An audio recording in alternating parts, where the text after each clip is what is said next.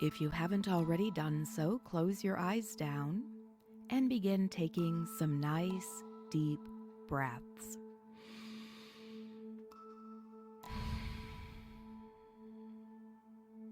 We'll hang out here for a little while, doing some deep breathing, giving you an opportunity to switch over into hypnosis mode, and giving you an opportunity as well to release from your mind anything that you don't want in it during this session. Maybe you imagine symbolically breathing away with the exhales any of the events of the day so far, or any plans for later. You can breathe away anything that's been on your mind, anything you've been sorting through or working on. You can breathe away the to-do list, all of the tasks, responsibilities, obligations, those can all just wait. This time is time that you've put aside for you. And so just pushing the pause button on everything else in your life for now. And you may just find that when you return to those things, you go back with new perspectives, new ways of looking at things, new solutions, feeling grounded, calm, and able to deal with whatever challenges life throws at you. Now, still taking nice deep breaths, I'd like you to begin now taking a listen for any sounds that you can hear in your background. Now, people in hypnosis can be more aware of background sounds than they would have been in their waking state. And so to keep you from being startled by any background sound, I'm having you take some time to just acknowledge the sounds so your subconscious knows what it can ignore. And so just observing any of the sounds that are normal or expected in your environment.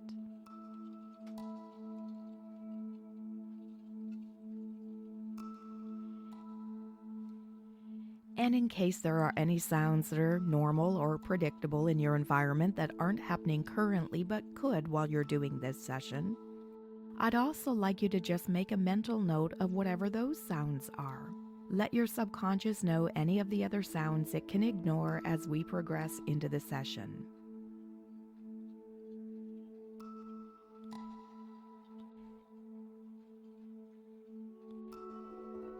And by taking some time off the top to listen to the sounds that are taking place and to anticipate others that might, you'll find that as we progress into the session, you're able to stay focused on my voice or on your own experience, able to let everything else be unimportant for now. Now I'm going to ask you to direct your attention to your breathing and find something about your breathing that you can use as a focal point, a place to fix your attention. Maybe you focus on the rhythm of your breathing. Maybe you count your breaths as a way of keeping your attention there. Or maybe you find something like a movement or a sound or a sensation and fixate on that. But find something about your breathing that you can use as a focal point. And then just hold your attention there while I'm quiet as long as you can. Keeping your attention on that spot, and if your mind should wander or drift, gently directing it back. Doing that as well as you can in the quiet time that you're given.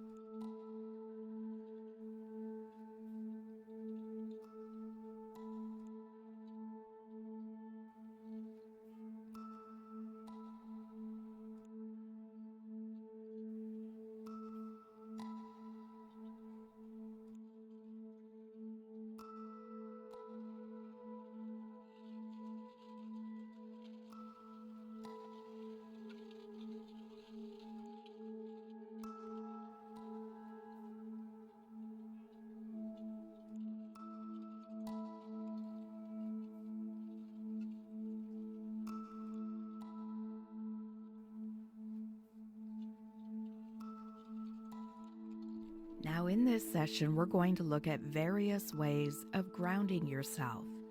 There are times in life when we can feel ungrounded, and when we feel ungrounded, it can be challenging to stay focused and calm.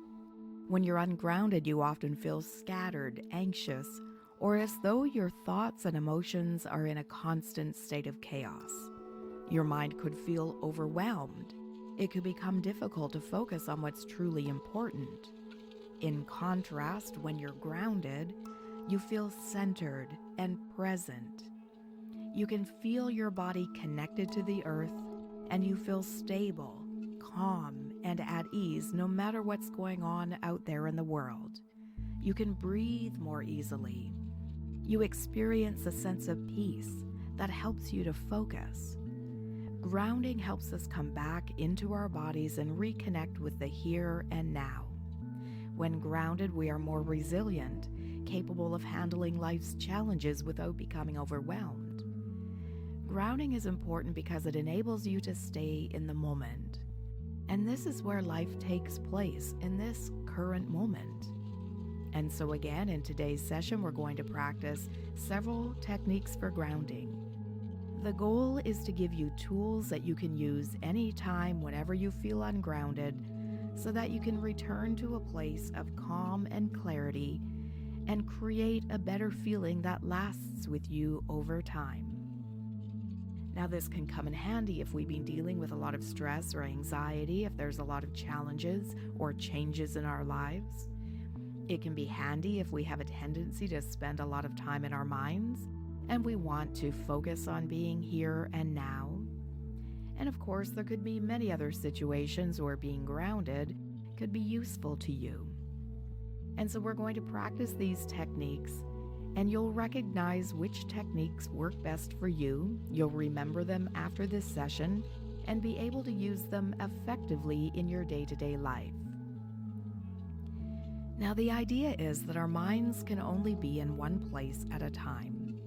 We can be entertaining thoughts that are creating stress or worry or anxiety, or we can be using our mind to feel calm, present, and at ease. When we take time to ground, there is no space in our minds for anything else.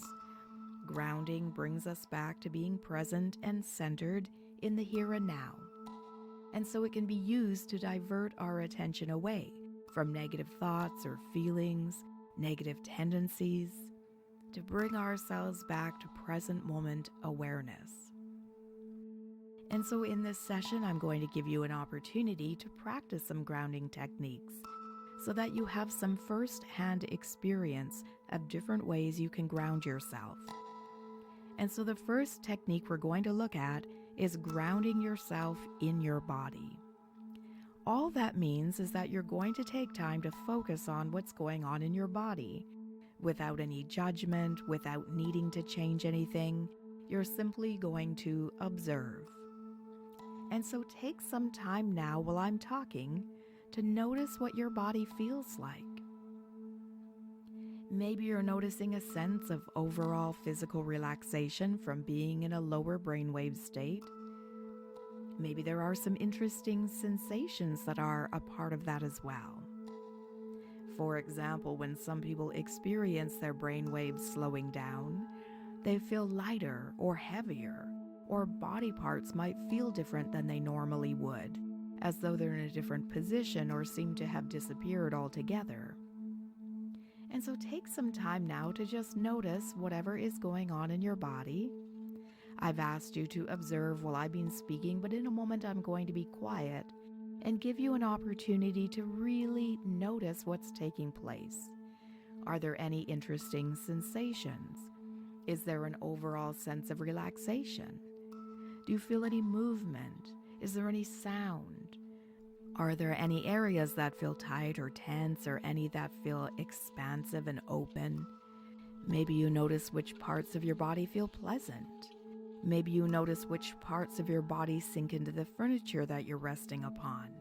Maybe you notice a growling stomach, or you observe your pulse or heartbeat. Again, just taking some time while I'm quiet to observe whatever there is to observe.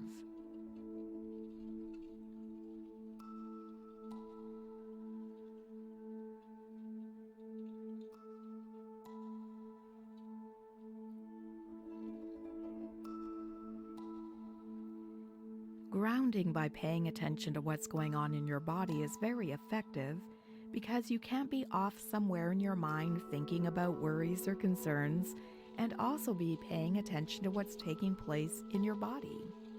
When you focus your attention on your body and observe what's going on, it brings you back into present moment awareness.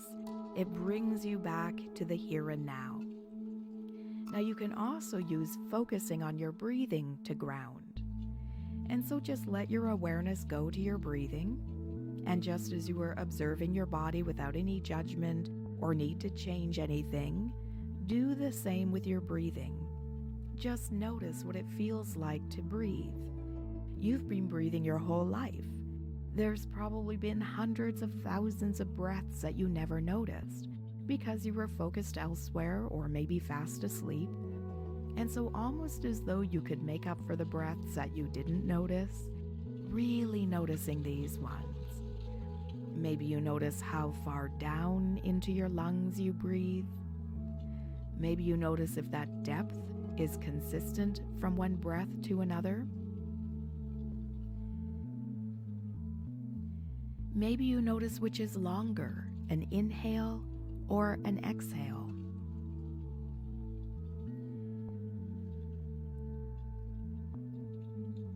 Or maybe you notice which is shorter, the space between an inhale and an exhale, or the space between an exhale and an inhale.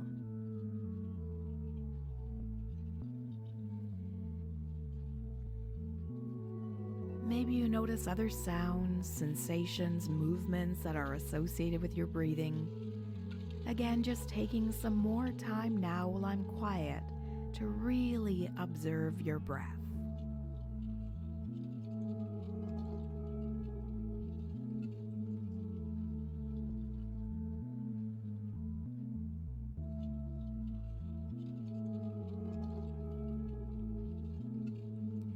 And so this is the first way of grounding yourself, paying attention to what's going on in your body. Whether that's observing sensations, movements, tensions, what your breathing feels like. When you bring your attention to your body, you become grounded, centered, connected. Now, another way of grounding is to use the sense of touch. Now, when it comes to your day-to-day life, using this technique on your own, you can find something in your environment that you can touch. One of my clients actually carried with her everywhere a rock that she had found on a beach that had some sentimental value for her.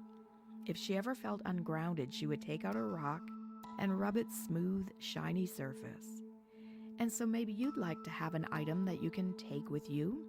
Maybe there's something you already have with you wherever you go that you can use as a way of grounding. Take a moment to consider if there's something you already carry with you or something you could carry with you that you could use as a grounding object.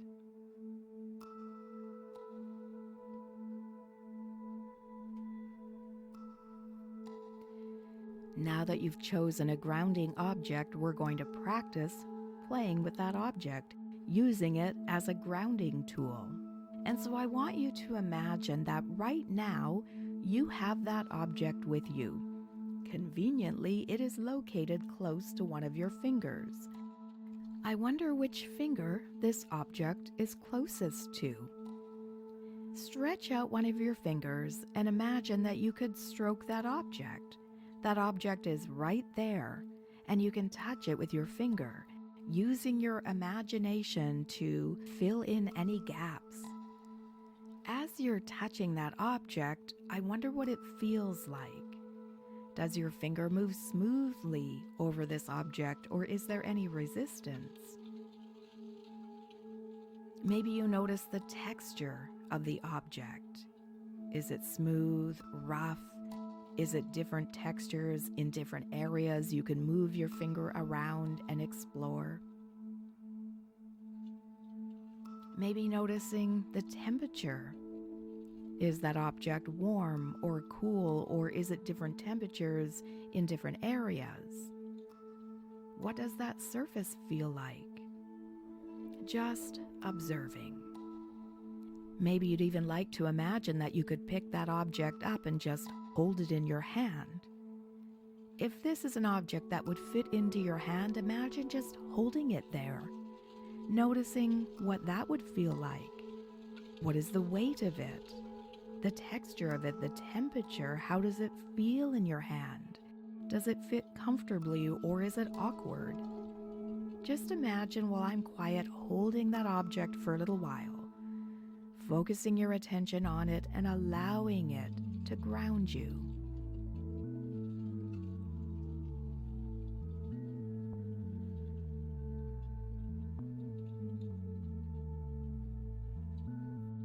Now, another way to ground using touch involves pressing your feet down against the ground or stomping them against the earth. Now, obviously, we aren't going to practice this one right now, but maybe you'd like to imagine in your mind that you're standing strong and firm against the earth. Maybe you'd like to imagine what your feet feel like pressed against the ground, or what it might feel like if you were to stomp them, if you were to jump and land solidly on your feet. Imagine doing so in your mind while I'm quiet, standing firmly, stomping, jumping, grounding yourself in that way.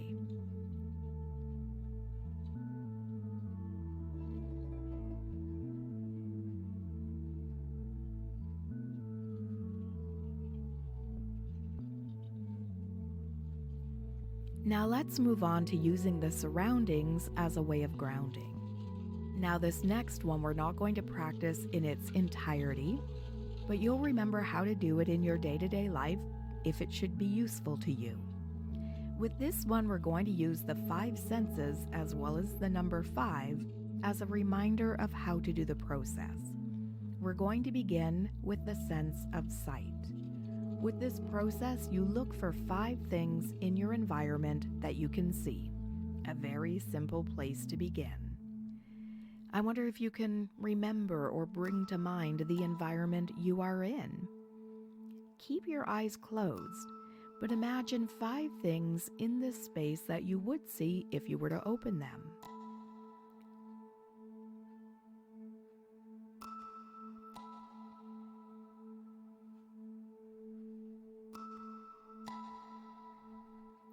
And then we're going to move on to 5 things that you can hear. Now, I'm not sure if this environment that you're in has different sounds that you could pick up on, but typically out there in our day-to-day lives, there are sounds we can observe. For now, take some time to identify if there are, in fact, 5 different sounds in the environment that you're in that you can pick up on.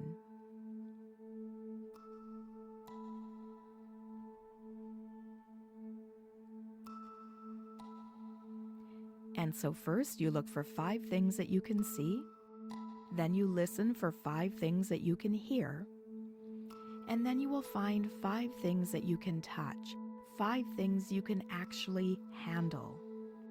So again, while we're practicing this, I'm not going to have you actually handle anything, but in the environment that you're in, while I'm quiet, locate 5 things that you could hold in your hand.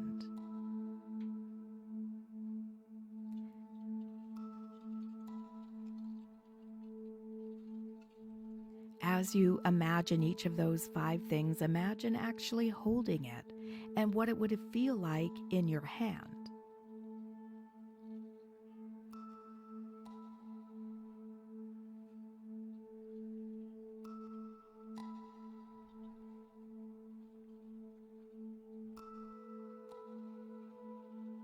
Now next, you will look for 5 things that you can taste and smell.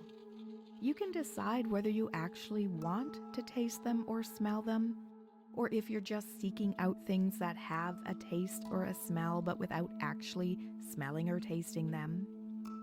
And so again, take some time with the environment that you're in to see if you can recall 5 things in this space that you could taste or smell if you wanted to.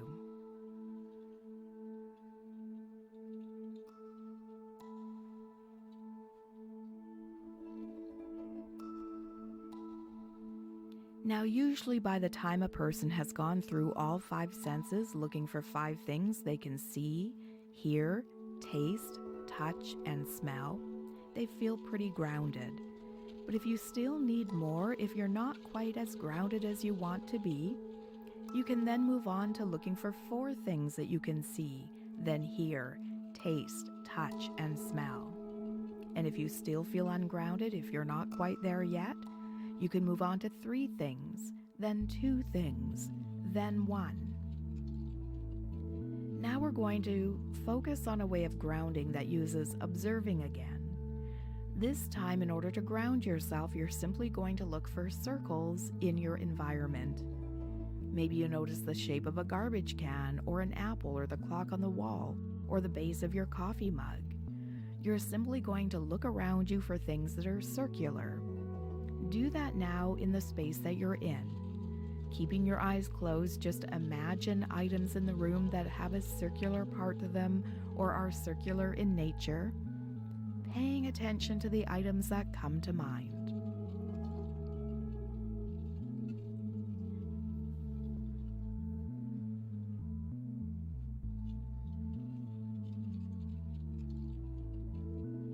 And so let's recap what we've covered so far. You can ground in your body, just taking time to notice however your body is feeling. You can ground with your breathing, taking time to notice what it feels like to breathe. You can ground using the sense of touch, finding something or carrying something with you that you can touch to feel more relaxed. You can use your 5 senses to look for things in the environment that you can see, hear, touch, smell, and taste. Or you could look for circles in your environment as a way to ground.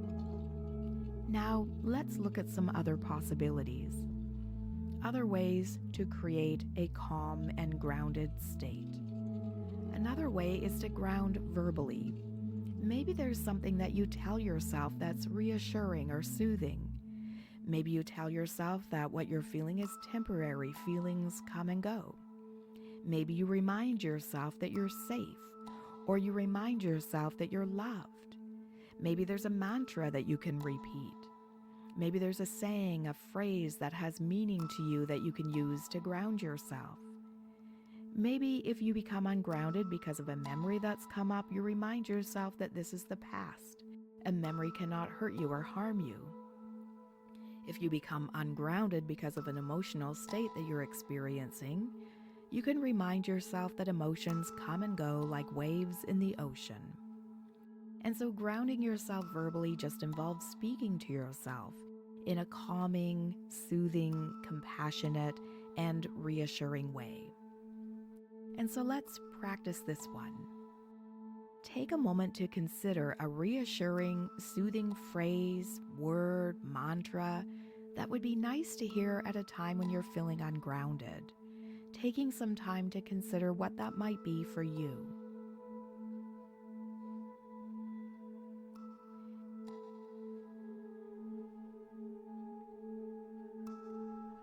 Now in a moment, I'm going to be quiet, and in that quiet time, I want you to just repeat that to yourself over and over within your mind.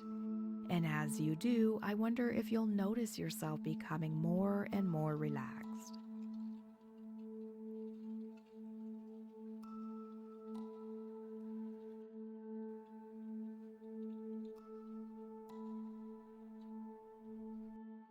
Now, another way to ground is to count something. It can be anything. I had a client once who wore a necklace made of beads, and that became the item she would use as a grounding item. She would run her hand along the beads and count them as a way of keeping herself in the here and now. You could count the steps that you're taking, or the number of people in your environment if there are people there. You could count the number of cars passing by, or the number of breaths that you're taking. You could choose something relevant for the environment that you're in. For now, let's practice with counting your breaths. In a moment, I'm going to be quiet, and in that quiet time, I'd like you to just focus on counting your breaths. I wonder if you'll count the inhales or the exhales or a complete breath. Go ahead now and focus on counting your breaths, and when I begin speaking again, you can just work my voice back into your experience.